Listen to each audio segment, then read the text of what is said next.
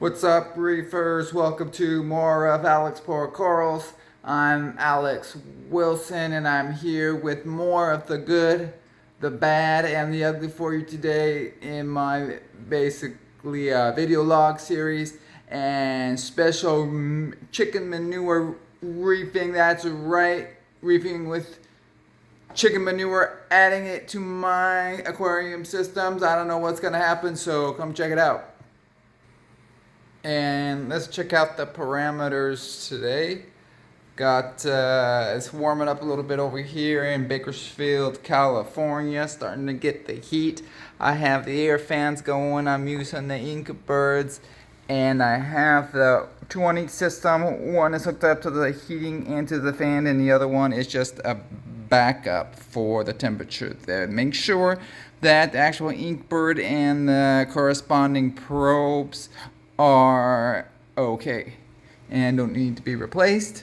And looking good there. pH 8.2. It's early in the day, so let's check out the quarantine system.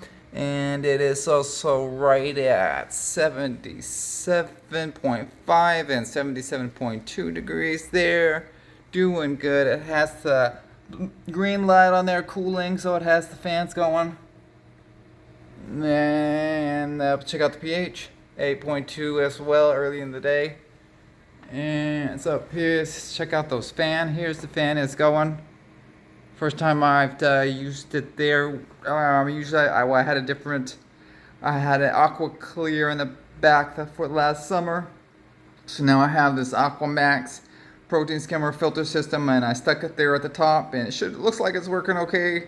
Worst case scenario, I could bring it down and put it over onto the side of the aquarium right there, but that looks pretty good. I got these fans off of off of Amazon, and they're cool because well, you can adjust the angle on them. They're angled like that.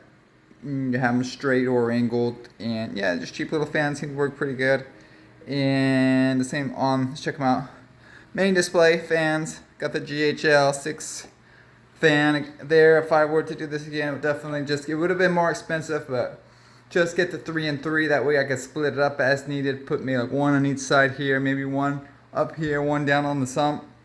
Just gives me more options. I could put them on the side and have a little bit more space. 3 on one side, 3 on the other possibly.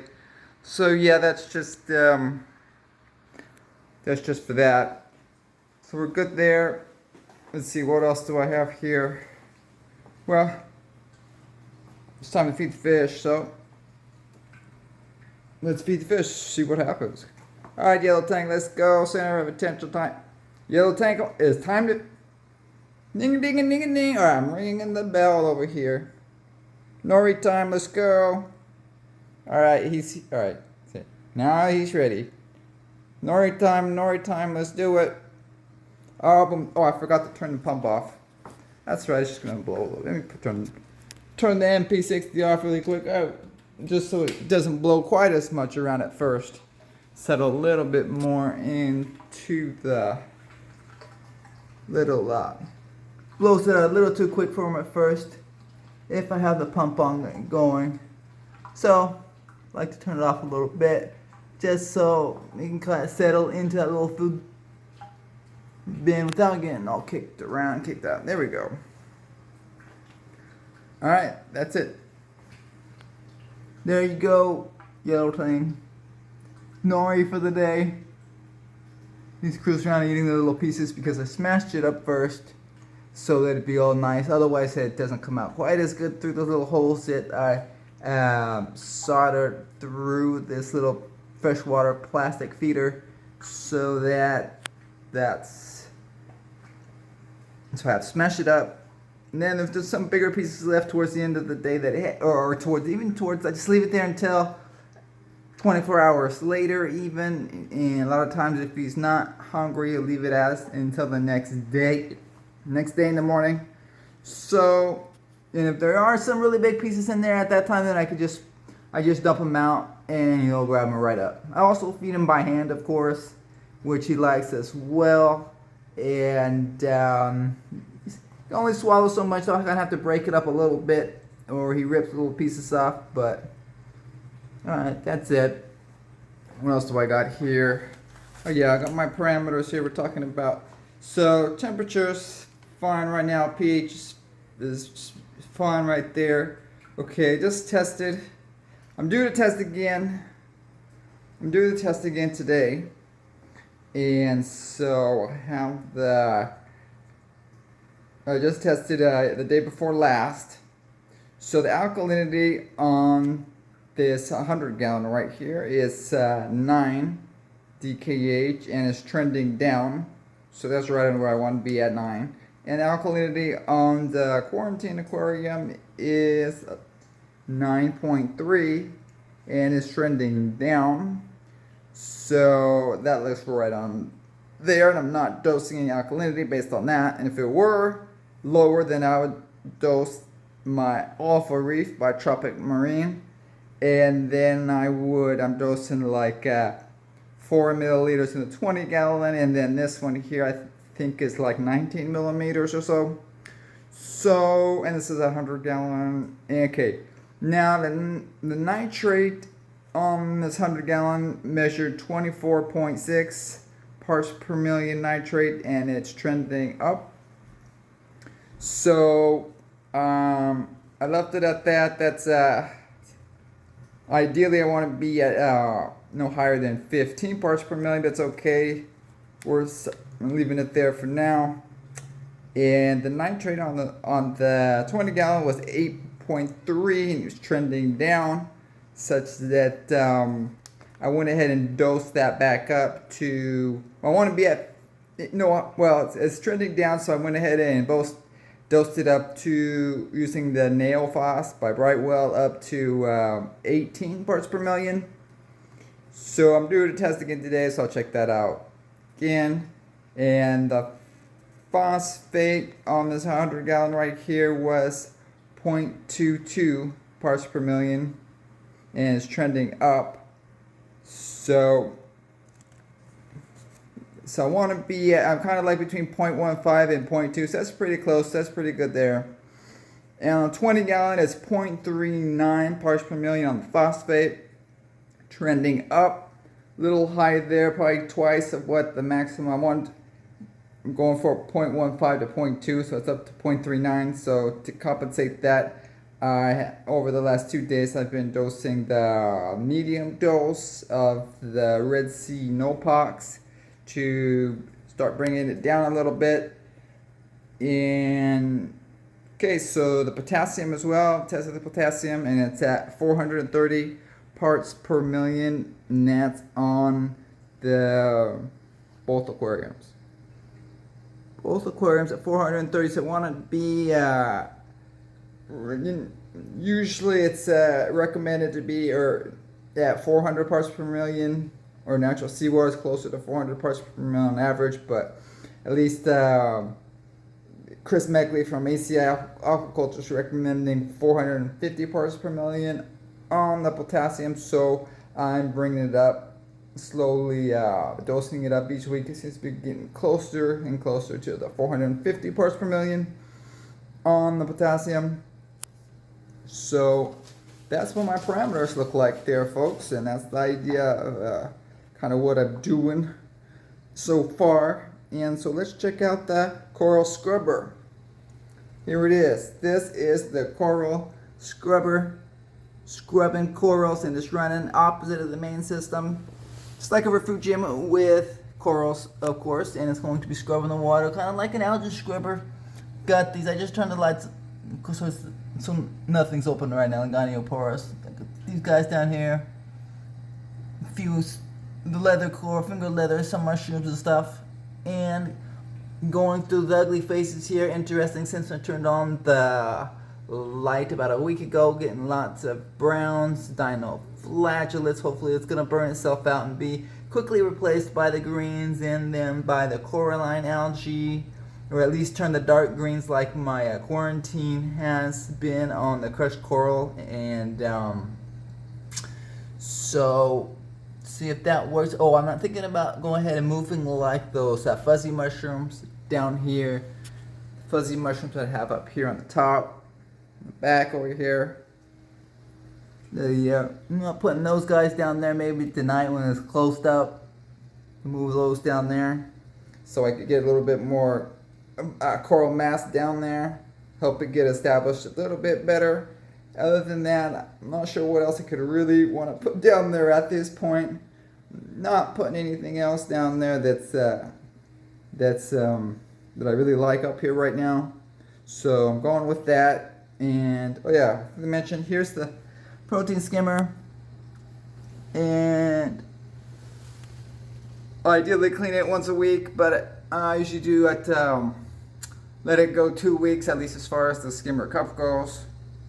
And skimming a ton right here, and I also dumped right here a bag of the bio pellets in there, but this has been in there since the establishment of the aquarium, and thought that it would have already dissolved by now because it's been like a good 6 months sitting there, still there. So no worries. I probably shouldn't have added it because it's kind of confusing that getting a little bit extra carbon dosing on top of any of the other carbon dosing that I'm doing, just kind of by default sucking up the nitrates and phosphates a little bit there. I'm not sure how much. And yeah, that's the thing about it that I don't really like about the pellets is that it's carbon dosing, but it's on its own schedule. It's just kind of like dissolving when it does, and probably dissolves better if you're having the reactor and all this stuff, but it's not necessary. I thought the reactor would certainly be just way too much overkill on the complexity. I want to keep everything really simple. I like to just dump my carbon into a bag, into my sump, dump whatever I'm going to dump into my sump, such as these bio pellets. Probably should have left them in a bag here in this case because then I could easily remove the bag, but I was so sure that I wasn't going to remove them when I put them in here. But, well, I couldn't add them up, so it's not the end of the day. They kind of float to the top anyway. But I'm just going to leave them in there for now and let them dissolve. It's no worries, no big deal. Alright, so that's that. That. And so what else do we got here? Little Tang. Alright, dude. Center 10, let's go. Let's eat. Night time. Yeah, see, now he's not interested. Okay, you're not interested in going up to the actual fish bowl to eat. That's alright. So this is what I call a fish bowl. A little different than a fish ring. It actually holds the food in there. It's really good for tangs. Leave it in there for a long period of time. Eat it little by little as they please. So that's cool. And let's see, pulsing xenia over here that I moved up here because I moved it down to the sump. It's still weirded out. You can see the one here that I left up here. Pulsing, doing good. The two bushes there, and then the one behind it. It was the one that I put down in the sump. It was just for a while. Yellow Tang, would you get out of the picture? I'm trying to talk pulsing xenia. We got the pulsing xenia all messed up here. That went down into the sump, and then probably got too much light. Put it over here, and now all I get is Yellow Tang. Okay, here we go. He's out. All right, he got the message. Poor Yellow Tang. Poor Yellow Tang. I probably shouldn't have been so mean to him. Now he's run off. Now he's got his feelings hurt. Poor guy. Alright, so let's check it out. I'm letting the back go. Then it's all turning green. I got all kinds of greens and browns on there. And all kinds of little bugs on there. So letting that grow wild. Getting the Coraline algae on there hopefully. Let's check out the Christmas tree worm. Gotta love that. And clams hanging out here, doing okay. Yep, purple clam. Oh yeah, speaking of which, I ordered a new clam from Biota, a Crocea. Yeah, purple one. It looks good. In addition to that, I ordered two mandarins. I made a pair of mandarins to put in this aquarium, and I specifically ordered them from Biota because I can drop them straight in here, being that they are captive bred fish. They assured me that they are in fact clean of any, they've never been exposed to any type of ick or certainly velvet, so they're ready to go to put straight into this main display aquarium. So that's what I'm going to do. I'm going to get them, which I should get them tomorrow, Tuesday. So today's Monday. Here's the green slimer. It's got good pulp extension, looking good.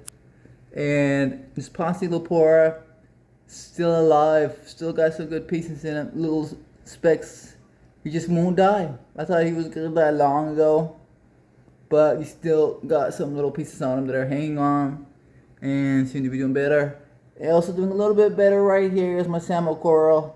And speaking of which, I ordered another Samo coral, Time Warp Samo coral from Jason Box signature coral. So looking forward to getting another Samo coral. I also like the green Samo corals in particular, as well as the orange. Has a really nice orange, is really like a super golden under the 10x. Absolutely love it.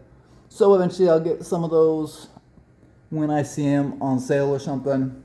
No worries, no rush there.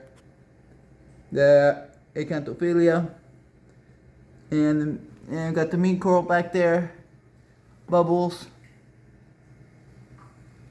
And one thing I know, Gonioporus right here definitely closed a little bit, so probably getting a little too much light. Drop the light down from 40% to 35% intensity. Might need to move these guys either down into the sump or possibly under a rock a little bit. So be checking that out maybe later.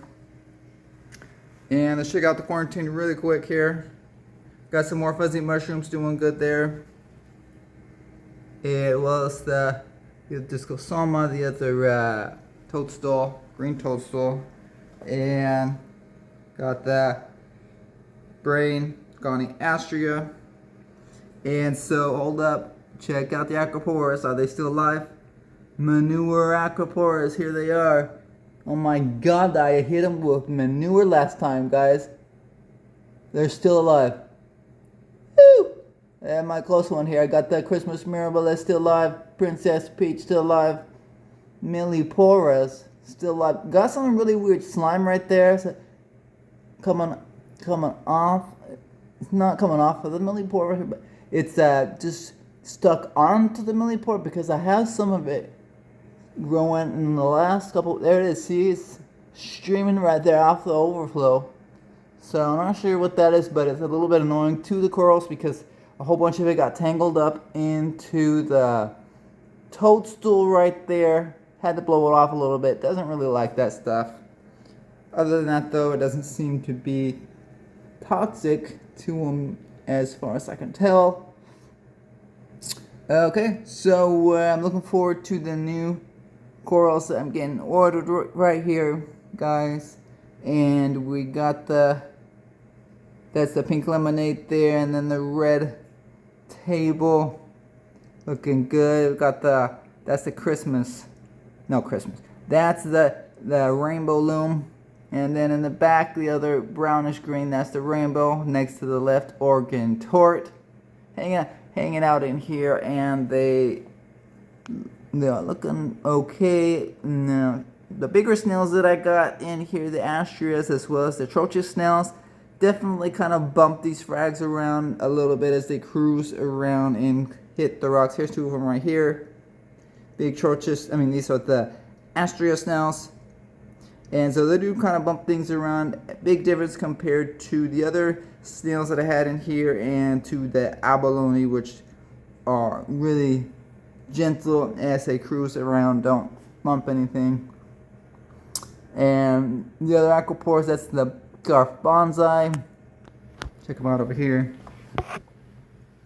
And got the Garf Bonsai here.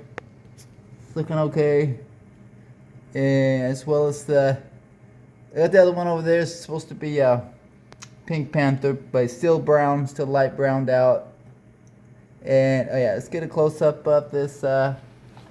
This is the blue Bolly Slimer.